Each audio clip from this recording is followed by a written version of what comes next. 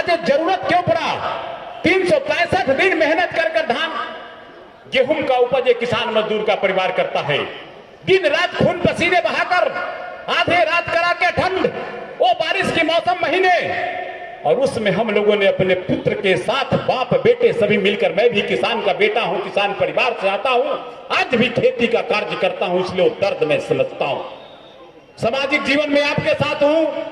किसान परिवार की बात हुई, विक्रम पटना की ऐतिहासिक धरती, पाटलिपुत्र लोकसभा के ऐतिहासिक विधानसभा, क्यों किसान मजदूर यहाँ को आग मजदूर को जागना पड़ा, किसान को जागना पड़ा? क्यों बार बार जब धान की उपज होती पटना जिला में हमें आंदोलन करना पड़ता धान बेचने के लिए, हमें आंदोलन करना पड़ता गेहूं बेचने के लिए? आखिर ये परिस्थिति क्यों हो रही है बार बार? आखिर ये समस्या क्यों उत्पन्न हो रहा है? आखिर ये लड़ाई हम कब तक लड़ते रहेंगे और धान बेचने के लिए लड़कर अपना धान बेचने का काम करेंगे? इसलिए 4-5 बात जो बोले अभी शाम किशोर भाई, विशेष सिद्ध मुद्दा पर बात करते हुए उन्होंने एक बात कहा कि धान अगर नहीं बिकेगा तो नेता को भी हम घेरेंगे। एकदम सही बात कहा। ये किसान का बेटा पहले है, नेता बाद में है। पहले किसान मजदूर का बेटा है, नेता की बात करता है। मैं उनके बात से सहमत हूं। ये बना है, यही अभी मैं प्रभारी महोदय को कह रहा था कि सर इस लड़ाई को बिना धान बेचे और बिना यूरिया मिले जान नहीं छोड़ेंगे हम लोग। और उसमें साथ है भारतीय जनता पार्टी का सभी सिपाही, सभी नेतागण, और सबसे पहले विक्रम का एनएच को 500 ट्रैक्टर लेके हम लोग जाम करेंगे कल 3-4 दिन में बात अगर नहीं बनती है तो। 1 हफ्ता से ज्यादा समय नहीं दिया जाएगा। एमपी साहब भी आपके साथ है, शाम किशोर भैया सुन लीजिए, सभी किसान मजदूर के परिवार, हम लोग कंधे से कंधे मिलाकर इसी एनएच पर तंबू के साथ बैठेंगे और डिरेल मुख्यमंत्री, कोलैप्स मेंटल मुख्यमंत्री, मोरे पूरे भाषण में मैंने अभी सर्वगांव को हमें करने का काम किया है।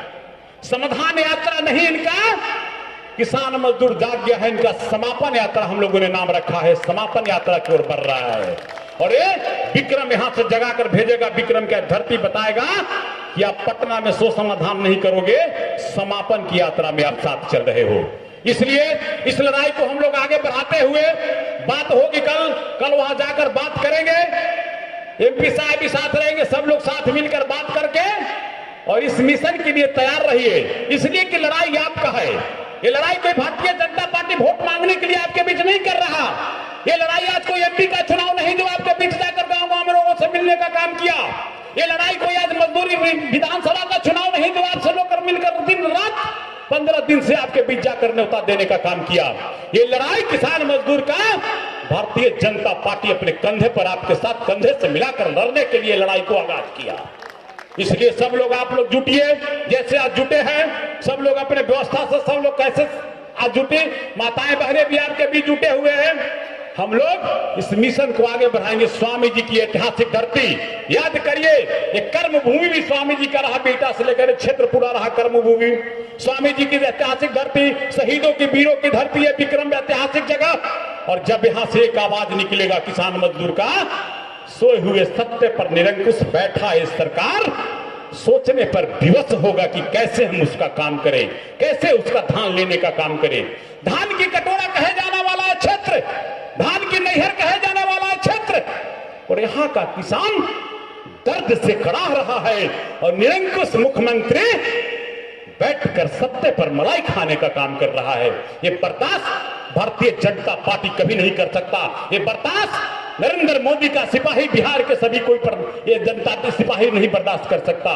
इसलिए लोक हुकूमत में लोकतंत्र की बात है और उस तंत्र पे ताकत सब आप लोग हो। और जैसे ही ये ताकत बढ़ाकर देने का काम करेंगे आप लोग, धान और यूरिया खाद का किल्लत दूर करना पड़ेगा। इसलिए सब आप लोग जागिए, सब दूर दूर गांव से आए, माताएं बहनें मजदूर के रूप में उपस्थित है, किसान भी उपस्थित है। मैं तो कहता हूं किसान मजदूर का एक अनुनाश्रय संबंध होता है, भाई बहन का जैसा संबंध होता है, गुरु शिष्य का संबंध होता है, पिता पुत्र का संबंध जैसे होता, वैसे ही ये मजदूर और किसान दोनों एक दूसरे का पूरक होते, दोनों का एक दूसरे का संबंध होता है। कहा गया इतिहास उठाकर देखो आप, बात राम राज्य की होनी चाहिए या रावण की, बात कंस की होनी चाहिए या कृष्ण की, बात धर्म की होनी चाहिए या धर्म की, बात किसी किसान मजदूर की होनी चाहिए या निरंकुश सरकार की बात होनी चाहिए। इसलिए जागना होगा आपको। राम राज्य में भी लंका फतह की बात हुई थी, हनुमान को जगाया गया था कि आपकी ताकत है लंका फतह करने की, और वही सोए हुए हनुमान की ताकत एक किसान मजदूर है। जिस दिन आप जागोगे 70% सब आपका लोग होगा, 70% आपके लोग का बीच होगा, और आपके लोग ही नीति निर्धारण तय करने का काम करेंगे। इसलिए जागिए और जागकर इस मुहिम को आगे ताकत देने की काम करिए। लड़ाई लड़ने के लिए सब सिपाही आपके बीच बैठा है, और सब हम लोग बिना इस लड़ाई को दम लिए। इतिहास अगर आप लोग को याद है तो 2006-07 यही प्रांगण है, याद करिए। 1600-1700 ट्रैक्टर धान इसी कैंपस में गिरवाया था हम लोगों ने, रोस्टर बनाकर गांव पंचायत में। बहुत सारे किसान लोग उसमें उपस्थित हैं, मैं भी गांव में घूम रहे थे। लोगों ने बताने का काम किया, और मजबूरन सरकार को इसी मंडल में धान तोलवाना पड़ा। जीएम तक आकर यहां बैठने का काम किया था, लेकिन वो ताकत किसका था? वो ताकत आप था। इसी जगह बोड़े का मंच हुआ करता था, हजारों किसान एक साथ यहां खड़ा मिलते थे, और इस लड़ाई को आगे ले जाने का काम किया गया था। इसलिए यही कहते हुए सबको अभिनंदन नंदन वंदन करते हुए, इस लड़ाई में जो ताकत आप लोगों ने दिया है, और भारतीय जनता पार्टी का सभी सिपाही आपके साथ ताकत से कंधे मिलाकर खड़ा है, यही कहते हुए विराम देना चाहता हूं कि आसार नुमाया आया है, इनाम बरसने वाला है। आसार नुमाया आया है, इनाम बरसने वाला है। जिस वक्त ने इस किसानों को मारा, भारतीय जनता पार्टी जाग गया है आपके बीच। समझो ये वक्त बदलने वाला है, ये वक्त बदलने वाला है। यही कह के जय हिंद, जय भारत, जय जवान, जय किसान।